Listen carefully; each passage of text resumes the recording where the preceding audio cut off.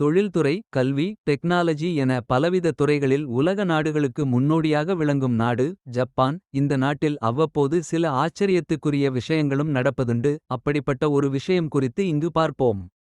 பொதுவாகவே ஜப்பான் நாட்டை சேர்ந்தவர்கள் பிற உலக நாடுகளில் இருப்பவர்களை விட அதிக ஆயுள் கொண்டவர்களாக கருதப்படுகின்றனர். இங்கு முதியவர்கள் வாழ்வதற்கு மட்டுமே சில பிரத்யேக இடங்களும் உள்ளன.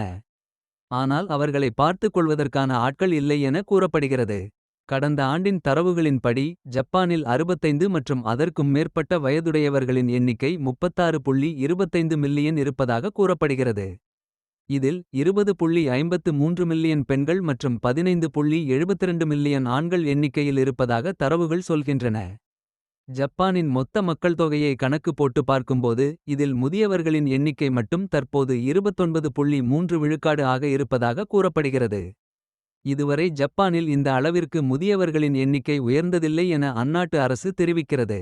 ஜப்பானின் டோக்கியோ நகருக்கு வடக்கே பெண்களுக்கு என மிகப்பெரிய சிறை உள்ளது. இந்த சிறையில் சுமார் 500 கைதிகள் இருப்பதாக கூறப்படுகிறது. இந்த சிறையில் இருக்கும் பெரும்பாலானவர்கள் வயதானவர்கள் ஆக இருக்கிறார்கள். இது ஏன் என தெரிந்து கொள்ள ஆசைப்பட்ட சிலர் அங்கிருக்கும் பெண் கைதிகளிடம் விசாரணை நடத்தி இருக்கின்றனர்.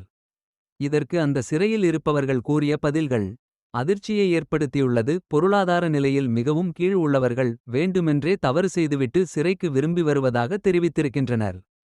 இந்த முதியவர்கள் தங்களது பிள்ளைகளால் அடிக்கடி வீட்டை விட்டு வெளியேற்றப்படுவதாகவும் பல சமயங்களில் அவர்கள் உணவின்றி கஷ்டப்படுவதாகவும் கூறியிருக்கின்றனர். இவர்களின் உடல் நலன் மீதும் யாரும் அக்கறை செலுத்துவதில்லையாம்.